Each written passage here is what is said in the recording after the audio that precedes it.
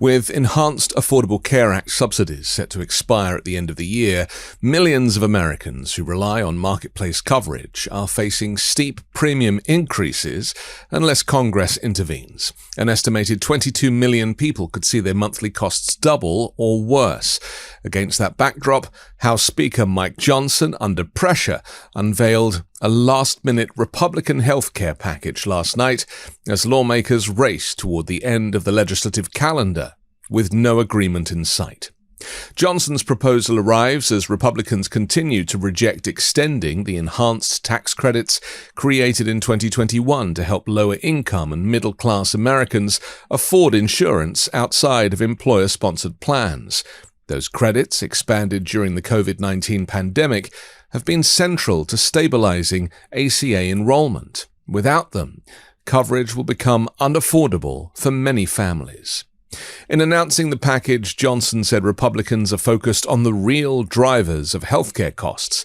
The legislation, more than 100 pages long, centers on long-standing GOP priorities, such as removing and not replacing Obamacare rather than preserving ACA subsidies. It expands access to association health plans, allowing small businesses and self-employed workers to pool together to buy insurance, and increases oversight of pharmacy benefit managers, middlemen accused of driving up prescription drug prices. Critics say these plans often offer weaker coverage than ACA-compliant policies, leaving consumers exposed. The PBM provisions aim to increase transparency, responding to bipartisan frustration over opaque pricing practices that have hurt independent pharmacies. The bill also references cost-sharing reductions for some lower-income ACA enrollees, but those changes wouldn't take effect until 2027. Notably absent from Johnson's proposal is any extension of the enhanced ACA tax credits. If they lapse on December 31st, most marketplace enrollees will face dramatic increases in out-of-pocket costs beginning early next year. Time is running out. Earlier this fall, Democrats unsuccessfully pushed for healthcare negotiations during a prolonged government shutdown. This week, the Senate failed to advance both a Republican healthcare framework and a Democratic bill to extend the subsidies. As Congress prepares to adjourn, there is still no consensus solution. Donald Trump, speaking at the White House, again promised a better alternative to Obamacare, suggesting direct payments to help Americans buy insurance rather than extending subsidies. He offered few details. The Senate Republican proposal that stalled would have funded health savings accounts with annual deposits of $1,000 for adults and $1,500 for people aged 50 to 64, amounts that would not even come close to covering the looming premium hikes. The House plan doesn't appear to include such accounts. Johnson's approach has placed politically vulnerable House Republicans in a difficult position, particularly those representing swing districts. Frustration over inaction has driven a group of more centrist Republicans to work with Democrats to pursue temporary subsidy extensions through alternative means. Several bipartisan discharge petitions are now circulating, a rarely successful tactic that bypasses leadership control by forcing a floor vote if a majority signs on. One petition, led by Republican Brian Fitzpatrick, would trigger a vote on a 2-year subsidy extension, paired with anti-fraud measures and PBM reforms. Another, introduced by Democrat Josh Gottheimer, calls for a 1-year extension with tighter income eligibility rules.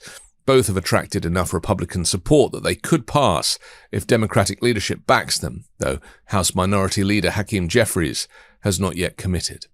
At the same time, Jeffries is promoting a Democratic-only discharge petition for a clean 3-year extension. Republicans have made clear that such a proposal has no chance of passing the Senate. These maneuvers underscore a deeper crisis. Republicans have paired opposition to ACA subsidies with major Medicaid cuts, moves that threaten coverage for millions of seniors, people with disabilities, and children. In states like Michigan, where Medicaid covers nearly 40% of children, the consequences are already visible in rural hospital closures and strained local healthcare systems. When people lose coverage, they still seek care, often later, sicker, and in emergency rooms, shifting costs onto everyone else. At this breaking point, incremental fixes are no longer enough. The US carries around $220 billion in medical debt, a burden that could be erased for a fraction of that cost. But debt relief alone does not solve the root problem, a system that allows people to accumulate crushing bills simply for getting sick. The solution must match the scale of the crisis. Medicare for All won't guarantee comprehensive coverage for every American without premiums, copays, or deductibles. It would, however, protect people from losing insurance due to job changes, age limits, or life disruptions, while still allowing employer or union plans a supplemental coverage. By eliminating private middlemen, simplifying billing, and expanding the government's power to negotiate drug prices, it would lower costs system-wide. Expanding Medicare to everyone would strengthen the program by broadening its risk pool and would free Americans to change jobs or start businesses without fear of losing their health care. After years of instability and half measures, guaranteeing health care as a right seems to be the only path forward that truly addresses the crisis facing millions of families today. Top healthcare executive John Driscoll warned that allowing the enhanced ACA subsidies to expire would amount to a costly act of self-sabotage, driving millions into higher premiums, lost coverage, and deeper medical debt.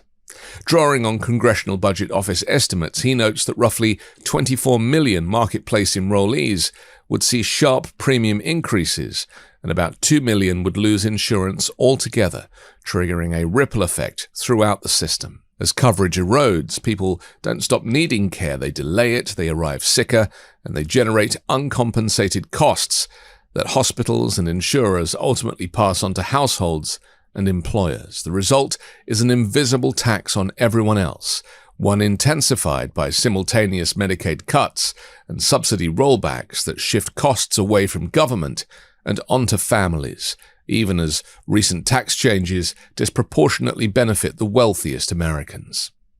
International comparisons consistently show that despite citizens spending far more on healthcare than any other wealthy nations, the United States ranks at or near the bottom in overall health system performance, coming in last among peer countries on key measures like access, equity, and health outcomes.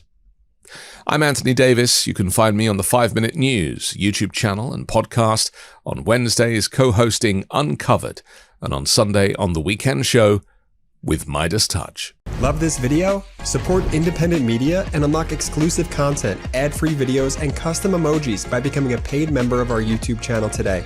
You can also gift memberships to others. Let's keep growing together.